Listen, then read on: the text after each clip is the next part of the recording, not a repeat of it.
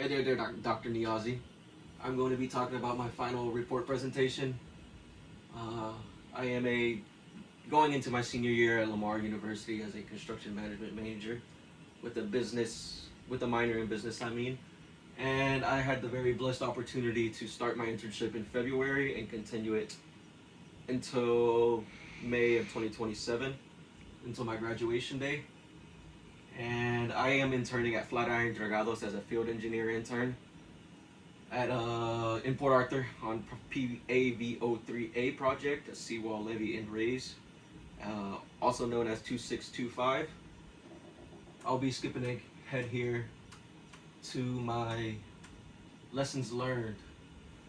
One of the major lessons I learned is communication is really important on this job site, whether it be with the superintendents, the construction manager, the project manager, my PE, my other field engineer interns, foremans, laborers.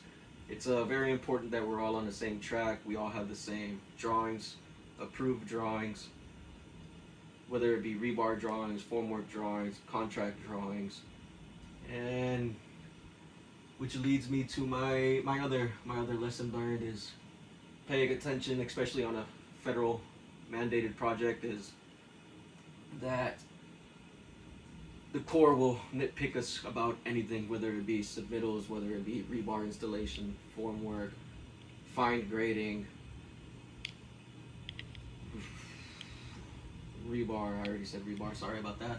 But there has been some times where I overlook some submittals and it's simple things that I just miss, whether it be a formwork calculation, and just paying more attention to that instead of having to resubmit the same submittal 2 to 3 times. I could have submitted it once and been done with and procured the formwork to the job site earlier.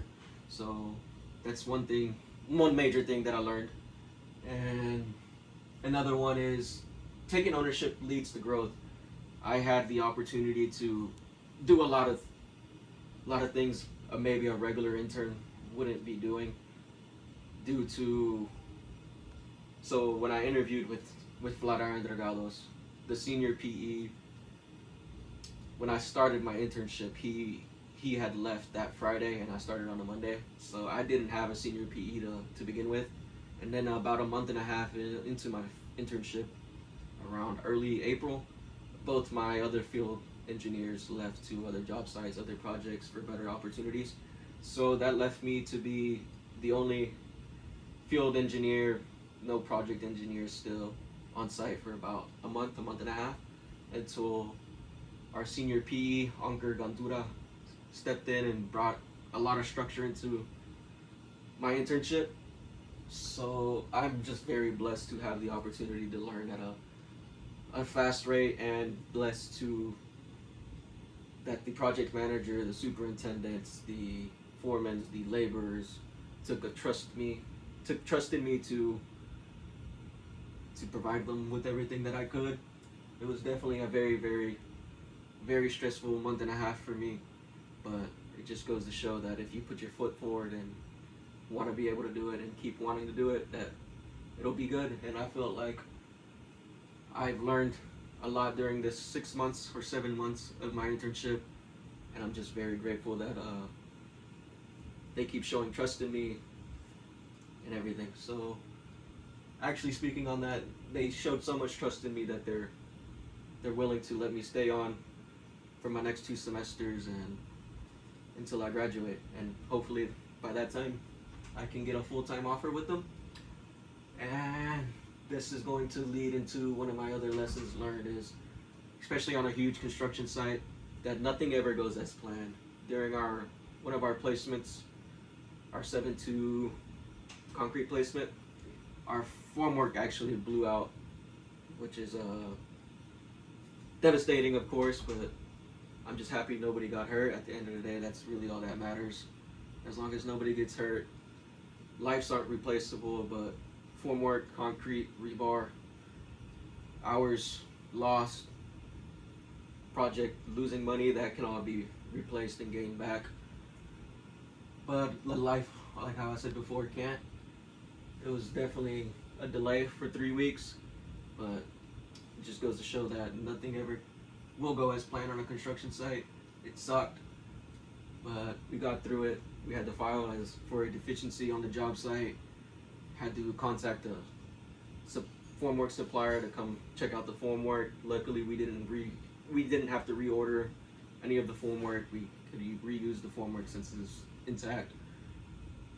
Rebar had to come out, and a lot of man hours were spent on chipping concrete, which is, of course, the project losing money, which sucks, but it happens. So I'll be moving on from my lessons learned on to my future plans. So, as I stated before, I will be continuing my internship during my spring and fall semester, or fall or spring semester, sorry. But I'm just very grateful that the team showed a lot of trust in me and continue to show trust in me with me being able to continue on for these next about year. So that makes me feel good about myself, that I did something right during the 6 months I was there. And although it was a stressful 6 months, like how I said before, if you want to keep putting your foot forward and not wanting to give up and show that you really want something, that you really care for something, you'll get it as long as you want it. Another thing that I really want to work on in these next year is relying less on my higher ups, relying less on my senior project engineer, Anker, and for instance on submittals, I would bug him on submittals, and I know he is very, very, very important to the team, and he's busy doing other things like REAs, RFIs, but I want to be able to just open up a submittal, submit it, not have to ask questions, know that what I'm doing is correct, and what I trust myself even more in the submittal. I want to also learn more about P6. I haven't gotten the opportunity to take my scheduling P6 class. I will take it this semester coming up. I did ask a couple questions about it with our scheduler, Mr. Rodney. Seems like a really interesting program. I really want to get more into the schedule wise of it. I did get to make a 3-week look ahead on Excel over the whole project that was covered on all 3 of our zones, Zone 5, Zone 6, and Zone 7.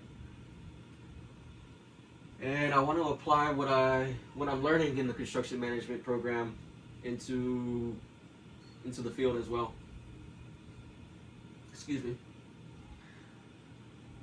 So my future plan in 5 years after graduation is hopefully one day leave as a field engineer and grow into the project engineer role, take on more tasks, not just from the field, but budget-wise, scheduling-wise.